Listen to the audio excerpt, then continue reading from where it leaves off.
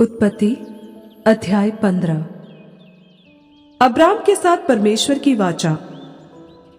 इन बातों के पश्चात यहोवा का यह वचन दर्शन में अब्राम के पास पहुंचा।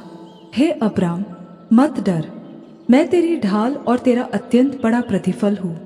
अब्राम ने कहा, हे प्रभु यहोवा, मैं तो संतानहीन हूँ और मेरे घर का वारिस यह दमिश्कवासी एलीएजर होगा, अतः तू मुझे क्या देगा? और अब्राम ने कहा, मुझे तो तूने वंश नहीं दिया, और क्या देखता हूँ कि मेरे घर में उत्पन्न हुआ एक जन मेरा वारिस होगा। तब यहोवा का यह वचन उसके पास पहुंचा, यह तेरा वारिस न होगा, तेरा जो निज पुत्र होगा वही तेरा वारिस होगा। और उसने उसको बाहर ले जाकर कहा, आकाश की ओर दृष्टि करके तारागण को गिन, क्या तू उनको गिन सकता है? फिर उसने उससे कहा, तेरा वंश ऐसा ही होगा। उसने यहोवा पर विश्वास किया, और यहोवा ने इस बात को उसके लेखे में धार्मिकता गिना। और उसने उससे कहा, मैं वही यहोवा हूँ जो तुझे कसदियों के ऊर नगर से बाहर ले आया, कि तुझको इस देश का अधिकार दूं। उसने कहा, हे प्रभु यहोवा, मैं कैसे जानूं कि मैं इसका अधिकारी हूँगा? यहोवा ने उससे कहा, मेरे लिए 3 वर्ष की एक बछिया और 3 वर्ष की एक बकरी और 3 वर्ष का एक मेढ़ा और एक पिंडुक और कबूतर का एक बच्चा ले। और इन सभी को लेकर उसने बीच से 2 टुकड़े कर दिया और टुकड़ों को आमने सामने रखा, पर चिड़ियों को उसने टुकड़े नहीं किए।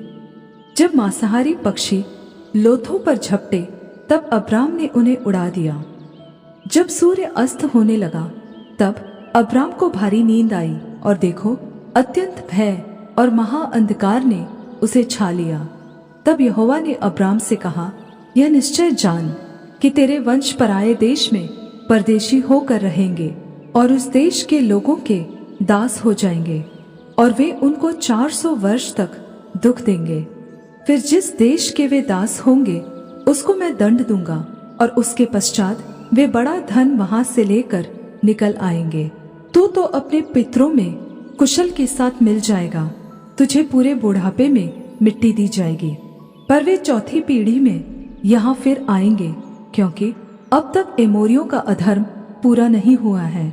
और ऐसा हुआ कि जब सूर्य अस्त हो गया और घोर अंधकार छा गया, तब एक अंगीठी जिसमें से धुआं उठता था और एक जलती हुई मशाल दिखाई दी, जो उन टुकड़ों के बीच में से होकर निकल गई। उसी दिन यहोवा ने अब्राम के साथ यह वाचा बांधी, मिस्र के महानद से लेकर फरात नामक बड़े नद तक जितना देश है, अर्थात केनियों, कनेजियों, कदमोनियों, हित्तियों, परिज्जियों, रपाइयों, एमोरियों, कनानियों, गिर्गाशियों और यबूसियों का देश मैंने तेरे वंश को दिया है।